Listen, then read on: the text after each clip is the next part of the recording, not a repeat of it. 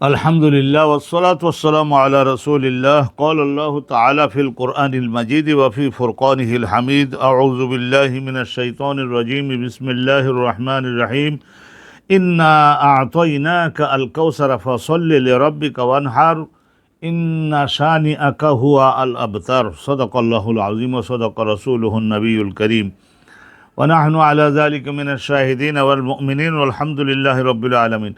সম্মানিত দর্শক মণ্ডলী, আপনাদের সম্মুখে আজকে সূরাতু আল কাউসার, এই আল কাউসার নামক এই সূরার সংক্ষিপ্ত তফসির উত্থাপন করব। মক্কায় নাজিল হয়েছিল কবলা হিজরাতির রসুলুল্লাহর হিজরতের পূর্বে মক্কায় নাজিল হয়েছিল। তিনখানা আয়াত বিশিষ্ট, নিশ্চয়ই কোরআনুল কারীমের মধ্যে সবচাইতে সংক্ষিপ্ততম সূরা এবং সহজবোধ্য হবে। চলুন আমরা এর তাফসিরটা জেনে আসি। বিসমিল্লাহির রহমানির রহিম। ইন্না আ'তাইনাকা আল কাউসার। আল্লাহ পাক রব্বুল আলামিন তার রাসূলকে, আমাদের নবীকে উদ্দেশ্য করে বলছেন, নিশ্চয়ই আমি আপনাকে দিয়েছি আল কাউসার, অগণিত নিয়ামত, অগণিত গণনার বাহিরের নিয়ামত। আমি নি'মাতান কাসীরাতান লা তুহসা ওয়ালা তুআদ্দু, গণনাও করা যাবে না, পরিসংখ্যান করা যায় না, এই পরিমাণের রহমত এবং নিয়ামত আমি আপনাকে দান করেছি। পরবর্তীতে এই আয়াত প্রত্যেকটা ইমানদারের বেলায় প্রয়োগ হবে।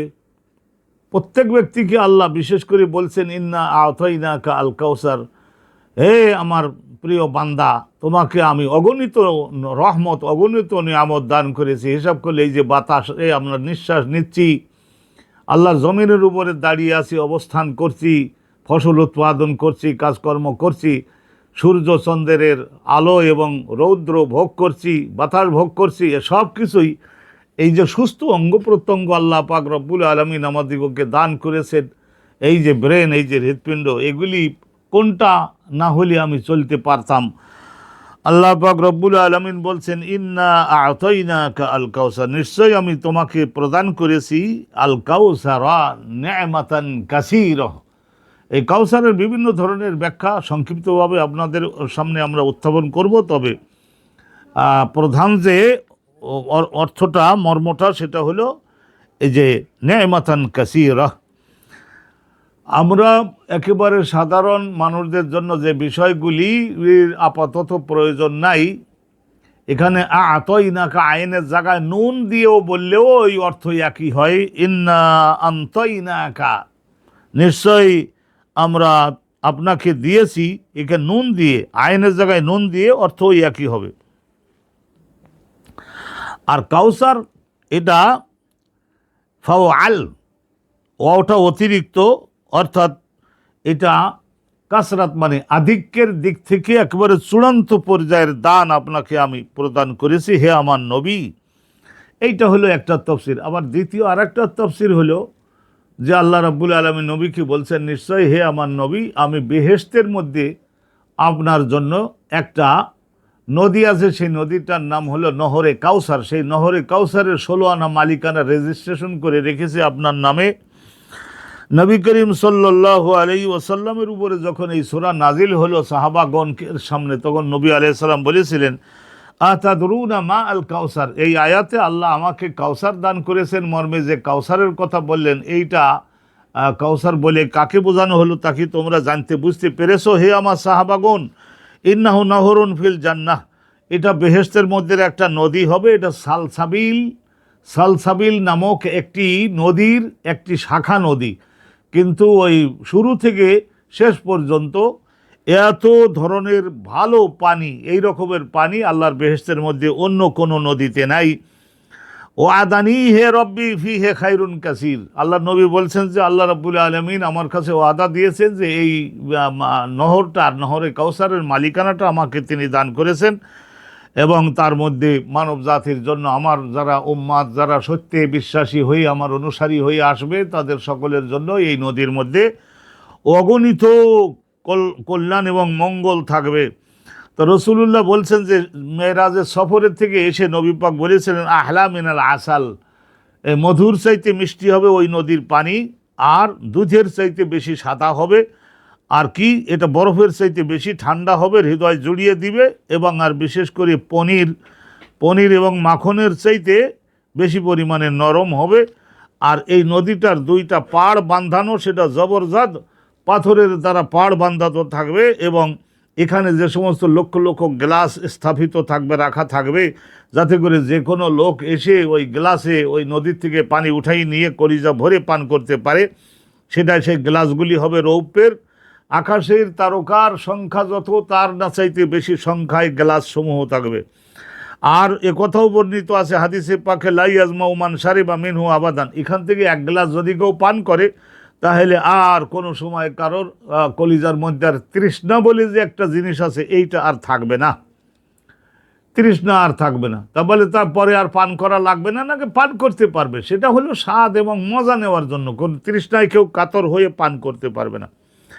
আল্লাহর নবী জানিয়েছেন যে যারা হিজরত করে মক্কা থেকে বিভিন্ন জায়গা থেকে হিজরত করে যারা ইসলামের প্রসারে সহায়তা করবার জন্য, রসুলুল্লাহর বাহুর শক্তি বৃদ্ধি করে দেওয়ার জন্য হিজরত করে মদিনাতে যারা জমা হয়েছিলেন, জগতের সব কিছু পরিত্যাগ করেছিলেন, অভাবগ্রস্ত, যাদের কাপড় চোপড় এত এক সেট একটা জামা আর একটাই মাত্র লুঙ্গি থাকতো, আর ময়লা থাকতো, মাথার চুল উস্কো ঘুস্কো থাকতো, অনুরূপভাবে জগতে আর্থিক দুর্বলতার কারণে মহাসুন্দরী এবং এই ধরনের আকর্ষণীয় একজন স্ত্রী গ্রহণ করতে পারেনি, আল্লাহ রাব্বুল আলামিন তাদের জীবনে দেখা যায় যে বেশিরভাগ সময় বিভিন্ন ধরনের অভাব অনটন যুক্ত হয়ে থাকতো, প্রয়োজন পরিপূর্ণ হতো না। লা তুফাত্তাহুলাহুম আবু আবু সুদুদ, সবসময় অভাব অনটন। তাহলে দেখা যেত যে দুনিয়াতে ইয়ামুতু আহাদুম হাজাত তাতা লাজ্জাজু ফি সাদরিহি, একজনের মৃত্যুর সময়েও তার কলিজার মধ্যে 12 ধরনের অভাব অনটন লেগে আছে। লাউ আকসামা আলাল্লাহ লা আবার রাহু, আল্লাহর উপরে ভরসা রেখে কোনো একটা জিনিস দিবে বা করবে মর্মে যদি কসম করে ফেলতো, তাহলে আল্লাহ রাব্বুল আলামিন তাকে সুযোগ করে দিয়ে তার কসমটা যাতে ভেঙে ফেলতে না হয়, কসমটা পূরণ করে দেওয়ার মতো ব্যবস্থা করে দিতেন। হযরতে আব্দুল্লাহ ইবনে আব্বাস যিনি রইসুল মুফাসসিরিন, এই দুই ধরনের, একটা হলো দুনিয়াতে আল খায়রুল কাসির, অনেক বড় মঙ্গল আপনাকে দিয়েছি যেগুলির বর্ণনা করে শেষ করবার মতো না। আর দ্বিতীয় তফসির যেটা শুনলেন আপনারা, এটা হলো বেহেশতের মধ্যে একটা নদী যেটার মালিকানা রসুলুল্লাহর নামে রেজিস্ট্রি করা। ওই নদীর পানির থেকে পাইপ লাগিয়ে এনে এই কেয়ামতের মাঠের মধ্যে আল্লাহ রাব্বুল আলামিন সেখানে একটা হাউজে কাউসার, হাউজ বলতে মনে করে নেন একটা চতুর পাড়ে পাড় বাঁধানো, এবং ওই কাউসার নামক নদীর পানিতে ভরাট করে দেবেন। যারা মুমিন হবে তাদেরকে আল্লাহ রাব্বুল আলামিন কেয়ামতের মাঠেও এই নদীর পানি পান করবার জন্য সুযোগ প্রদান করবেন। তো হযরতে সাঈদ ইবনে জুবাইর ইবনে আব্দুল্লাহ ইবনে আব্বাসের ছাত্র, তিনিও তাই বলতেন যে এই কাউসার মানে হলো আল খায়রুল কাসির, আল খায়রুল কাসির। তা কাউসার সম্পর্কে আমরা মোটামুটি দুটো তাফসীর তো শুনলাম। আল্লাহ বলছেন যে দুনিয়াতেও আমি আপনাকে এমন একখানা কোরআন দান করেছি, এমন মুজিজা দান করেছি, এমন ভাষার মধ্যে মিষ্টতা দান করেছি, ভাষার মধ্যে নবী পাকের ভাষা, কণ্ঠের আওয়াজ একজন শুনলে কলিজা পর্যন্ত পৌঁছে যেত। তাহলে এই যে মিষ্টি ভাষা আর চেহারার মধ্যে এমন একটা আকর্ষণ দিয়েছিলেন আল্লাহ রাব্বুল আলামিন, মনে হতো যেন কয়েকটা চন্দ্রের জ্যোতি আল্লাহ রাব্বুল আলামিন নবী পাকের গোটা দেহের মধ্যে যুক্ত করে দিয়েছেন। এ সব কিছুকে বোঝানো হয়েছে।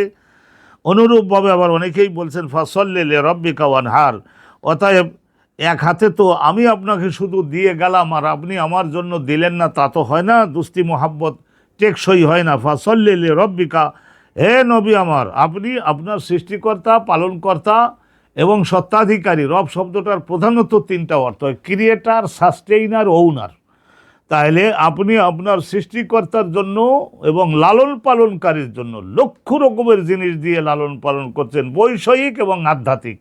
লালন পালনকারী এবং সত্ত্বাধিকারীর জন্য আপনি আপনার দেহের দ্বারা আপনি সশরীরে ইবাদত করুন, নামাজ পড়ুন, যদিও অর্থ কিন্তু দেহের দ্বারা যত খেদমত করা যায়, অন্যান্য রোজা থাকা, হজ করা থেকে শুরু করে যত কাজ করা যায় দেহের দ্বারা, সব কাজগুলি আল্লাহর জন্য করুন। ওয়ানহার, আর আপনাকে কি করতে হবে? আল্লাহ রাব্বুল আলামিনের জন্য এই আল্লাহর দেওয়া পশু, এটাও কুরবানি আপনাকে করতে হবে। তো এখানে যে সল্লি রাব্বিকা বলে কি বোঝানো হলো, ওয়ানহার নহর করেন বলে কি বোঝানো হলো, তো সেই সম্পর্কে চলুন আরও একটু জেনে নিই। নহরুল বুদনে, এটা উট কুরবানি করুন। আবার অনেক তফসিরকারক বলেছেন যে ফাসল্লে বলতে এটা ওই যে মুজদালফার মাঠে হাজিগণ রাত্রি যাপনের পরে ফজরের নামাজ আজানের সঙ্গে সঙ্গে তাড়াতাড়ি করে কষ্ট করে অজু করে যে ফজরের নামাজটা, 2 রাকাত সুন্নাত 2 রাকাত ফরজ, এই যে নামাজটা তারা আদায় করেন মুজদালফার মাঠের, এই যে ফজরের নামাজটা আদায় করুন। আর আর মিনার মাঠে চলে গিয়ে সেখানে আল্লাহর জন্য তৌফিক মতো পশু কোরবানি করুন। তাহলে এটাও একটা অর্থ, এটা খাস ধরনের অর্থ। আর এটা ফসল্লে রব্বিকা ওয়ানহার, দৈহিক আপনার শরীর দ্বারা, দেহের দ্বারা, ব্রেন দ্বারা, হৃদয়ের দ্বারা আল্লাহর যত পছন্দের কাজ সেগুলি জগৎ জীবনে করুন। ওয়ানহার এবং আপনার অর্থ এগুলির নির্ধারিত অংশ আল্লাহর জন্য কোরবানি দিন। এটা হলো ব্যাপকতর অর্থ হয়। তো এইটাও আমরা শুনলাম, এটাও শুনলাম। আর একটা তাফসীর আছে যে আপনি কি করুন, এই কোরবানির ঈদের দিনে আগে নামাজ পড়ুন 2 রাকাত, কোরবানির ঈদের সলাতু ঈদুল আযহা, এই 2 রাকাত নামাজ আপনি আদায় করুন। আর এরপরে আপনি এবং আপনার উম্মাতের মধ্যে যারা তৌফিকবান তাদের সকলকে পশু কোরবানি দিতে হবে। অনুরূপভাবে অনেকেই বলেছেন যে নামাজ বলতে শুধু ওই নামাজ হবে কেন, জগতের সমস্ত নামাজ। আর নহর বলতে নাহার, এই নাহার বলতে আলহামদুলিল্লাহ এটা সমস্ত ধরনের আর্থিক কোরবানি। তো কোরআন শরীফকে ব্যাপক অর্থে গ্রহণ করাটা এইটাই আমাদের জন্য শ্রেয় হবে। নবীকে তাইলে অর্থ কী দাঁড়ালো শুনে নেন সারমর্মটা। অতীত মালা গায়াত আলী কাসরিহি মিন খায়রিদ দারাইন, আপনাকে দেওয়া হয়েছে এমন অনুগ্রহের দানসমূহ যেগুলির কোনো সীমা নাই আর পরিসংখ্যান করাও সম্ভব না। লেকাসরাতিহি, এত সংখ্যায় সেগুলো বেশি, জগতেরও মঙ্গল আর পরকালেরও মঙ্গল। আর আপনি বাদে এই দানসমূহ অন্য আর কাউকে প্রদান করা হয়নি। আর এই সব কিছু আপনাকে যিনি দিলেন তিনি হচ্ছেন ইলাহুল আলামিন, সকল সৃষ্টির যিনি মাবুদ, সৃষ্টিকর্তা। অতএব হে নবী আমার, আপনাকে আমি সবচাইতে বড় 2টা ঈর্ষণীয় অনুগ্রহের দান দিয়েছি, গেপ্তাতান, ঈর্ষণীয় এমন বড় দান সেইগুলির মতো আর কেউ নাই। আর দিয়েছেন সবচাইতে আপনার যে আল্লাহ রাব্বুল আলামিন তিনি। অতএব যে আল্লাহ দিলেন এই সব কিছু, ফাবুদ রব্বাকা আল্লাযী আযযাকা বিআতাইহি, আপনাকে এই সব কিছু দিয়ে যিনি আপনাকে মহাশক্তিশালী করে দিয়েছেন, মহাসম্মানিত করে দিয়েছেন, তার জন্য জীবন নিবেদন করুন, ইবাদত করুন। আর ওয়াশাররাফাকা, আপনাকে মহামর্যাদাবান বানিয়েছেন। আর জগতের কোনো মানুষের দয়া এবং অনুগ্রহ, না কোনো মুহাজির, না মদিনার কোনো আনসার, কারোর কোনো দয়া অনুগ্রহ আল্লাহর নবীর উপরে নাই। আল্লাহর নবীকে আল্লাহটা রব্বুল আলামিন যা দিয়েছেন সেগুলির পরে আর কারোর কোনো দয়া অনুগ্রহ নবী পাকের নেওয়া লাগে নাই। সাহাবাগণ খেদমত করেছেন, সেগুলি হলো আর নিজেদের মর্যাদা বৃদ্ধির জন্য আল্লাহর ইসলামের প্রসারে খেদমত তারা করেছেন। অতএব এই সমস্ত কিছু এগুলির দ্বারা এ কথা বোঝানো হলো যে আর যারা গায়রুল্লাহর পূজা করে আপনার মক্কায়, মদিনায়, ইরানে, ওই সমস্ত পৃথিবীতে যে সমস্ত গায়রুল্লাহর পূজাকারী যে সমস্ত লোকজন আছে, এই সমস্ত অনুগ্রহের দানসমূহ পাওয়ার কারণে আপনি পেয়েছেন, সেই জন্য তারা খুবই পরিমাণের দুঃখিত হয়, তারা খুবই পরিমাণের হৃদয়ে কষ্ট পায়। তা পাক তাদের হৃদয়ে কষ্ট পাওয়াতে তো আর আপনার কোনো ক্ষতি নাই। আর আল্লাহ পাক রব্বুল আলামিনের নামে আল্লাহকে আনন্দ দেওয়ার জন্য আর আল্লাহর পছন্দের বান্দাগণের খেদমত করবার জন্য আপনি কোরবানি করুন। আর ওরা তো কোরবানি করে তাদের মূর্তিদের মহিমা ঘোষণার জন্য। তো আল্লাহ রাব্বুল আলামিন শেষের আয়াত বলেন, 2খানি আয়াতের তাফসীর তো আপনারা শুনলেন, ইন্না শানি আকা হুয়া আল আবতার। আল্লাহ রাব্বুল আলামিন বলছেন যে আপনি আপনার এই মক্কার লোকদের, মদিনার সমস্ত ইহুদিদের তাদের মুখালাফাত করেছেন। মুখালাফাত মানে বিরোধিতা, তাদের বিরোধিতা তো করতেই হবে।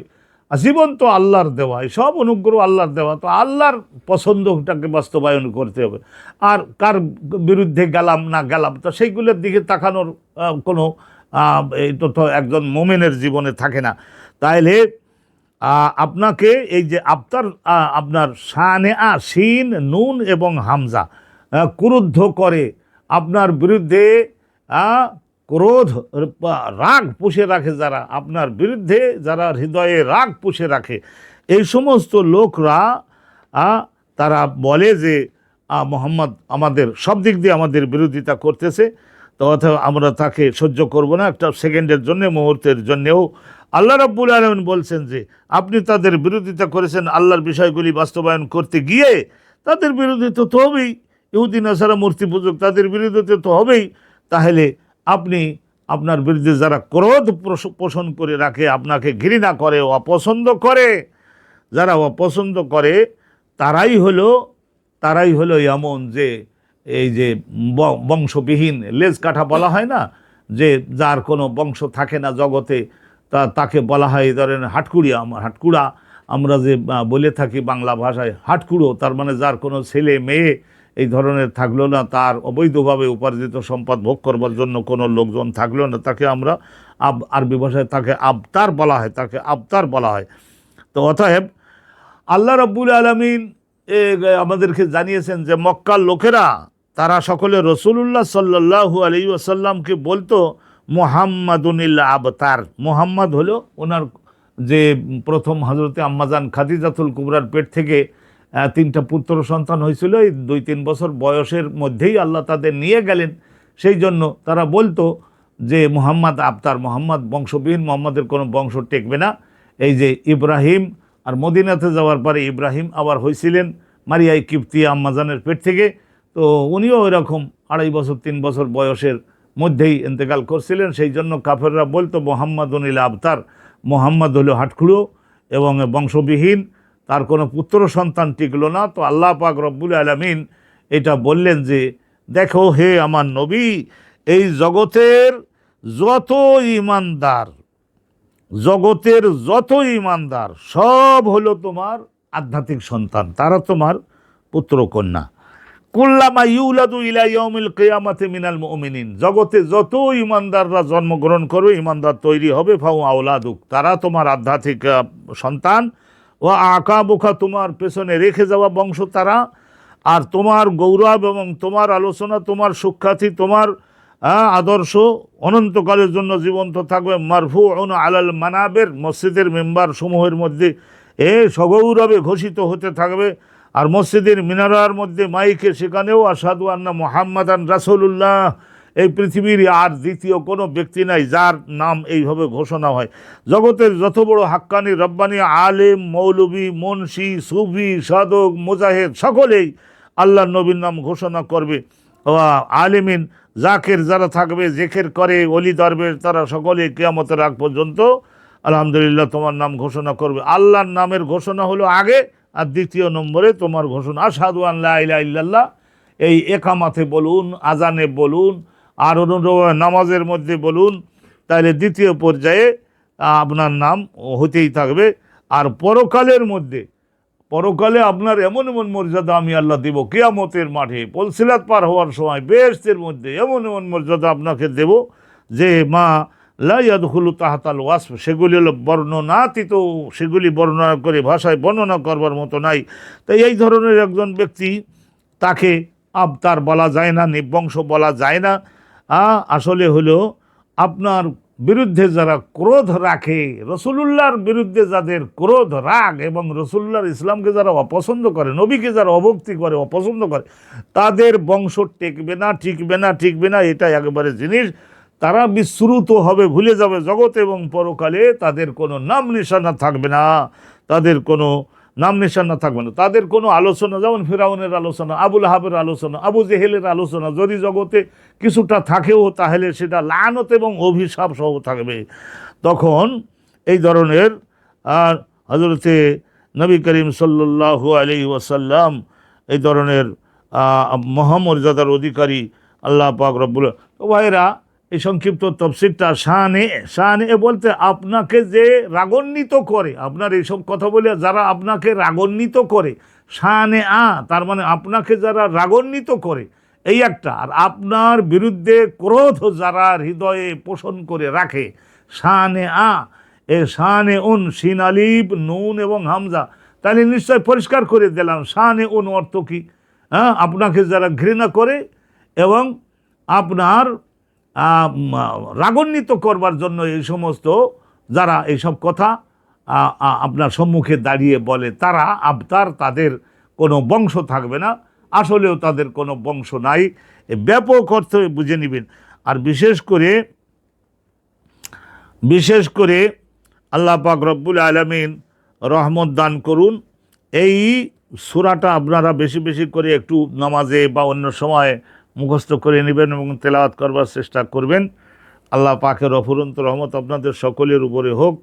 আল্লাহ পাক রব্বুল আলামিন রহমত করুন যে এইটা যারা তেলাওয়াতের অভ্যাস করবেন, কিয়ামতের বিচারের দিনে হাউজে কাউসারের পানি এক গ্লাস আপনার হাতে ফেরেশতারা ধরে তুলে দেবে যে এই যে কষ্টে ভুগতেছ, এই যে লও নবীরে ইন্না আতইনা এই সূরা পড়তে তো তুমি, তো সেই জন্য আমাদের কাছে তোমার নামের আমলের বর্ণনা আছে, এক গ্লাস পান করে লও, আর এইভাবে আর কোনো কষ্ট আর ভুগতে হবে না, কপালের ঘাম মুছতে হবে না, বাস কলিজাটা ঠান্ডা হয়ে গেল। কিন্তু এর মানে এই না যে সূরা ইন্না আতাইনা কাল কাউসার 3 আয়াতের সূরা পড়লেন আর বাকি ফরজ নামাজ ছেড়ে দিলেন। ইসলামের উপরে আঘাত হচ্ছে, সেই আঘাতের সময় আপনি একটু নবীর পক্ষে দাঁড়ালেন না, শান্তিপূর্ণ উভয় আপনাকে তো অবশ্যই রসুল্লাহর পক্ষে দাঁড়াতে হবে। মক্কায় নাজিল হয়েছিল 3খানা আয়াত বিশেষ, অনেক রহমত বরকত পাবেন। আল্লাহ পাক রব্বুল আলামিন আপনার জন্য জগতে পরকালে নিয়ামত বাড়িয়ে দেবেন। সব ধরনের রহমত কিন্তু দৈহিক ইবাদত সালাত থেকে শুরু করে অন্যান্য সব কিছু আল্লাহর জন্য করতে হবে। আর কি করতে হবে? যাকাত দিতে হবে, মালি ইবাদত করতে হবে, দৈহিক ইবাদত করতে হবে।